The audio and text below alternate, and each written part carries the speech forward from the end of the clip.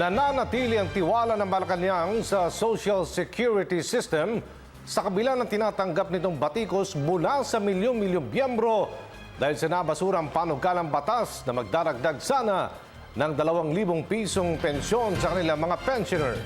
Kaugnay niyan, naniniwala si Presidential Communications Operations Office Secretary Sonny Coloma na tama ang mga impormasyon at numerong ipinabot ng pamunuan ng SSS kay Pangulong Aquino na nagsasabing posibleng maubos ang pondo ng institusyon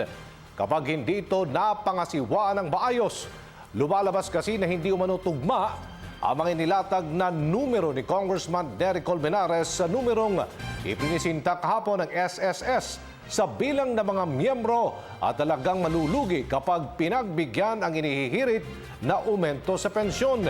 Iginit ni Coloma, sa lahat ng pagkakataon ay naging transparent o bukas ang SSS sa pagbibigay sa palasyo ng mga datos. Mapatutunayan ang ito ng dating liderato ng SSS na si Corazon de la Paz na sa mga naunang taon ay nagpaliwanag na rin anya sa itatagal pa ng buhay ng SSS. Umapila naman si Coloma sa publiko at iba pang mga sektor na unawain na lamang ng husto ang mas malaking larawan at takbo ng financial operations ng SSS. Dapat din anyang bigyan ng pagkilala na sa mga nakalipas na taon, hindi matatawaran naging performance ng SSS na nagsikap anyang palaguin ang pondo nito dahilan ng nauna nilang pagbibigay o pagtataas ng pensyon sa mga miyembro noong 2014. Hindi tumitigil ang pamahalaan sa paghahanap ng paraan kung paano makatutugon sa pangailangan ng iba't ibang sektor ng ating mamamayan.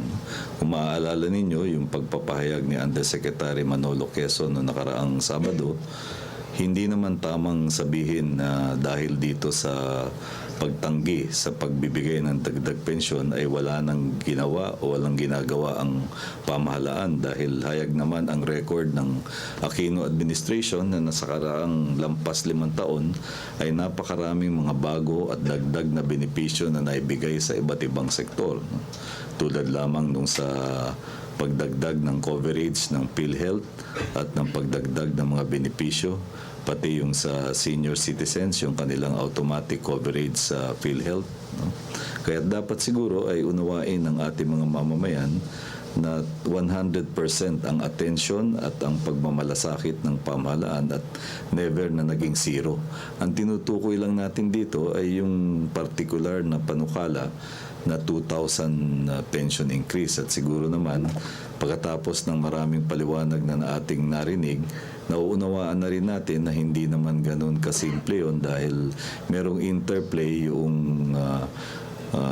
pagbayad ng mga benepisyo doon sa pagtanggap ng kontribusyon, yung dami ng mga miyembro na pinaghahatiran ng marami ding benepisyo, yung kinikita ng pondo sa mga investments, no? At yung masinop na pangangasiwa ng investment fund para tiyakin na mahaba ang buhay nito, no?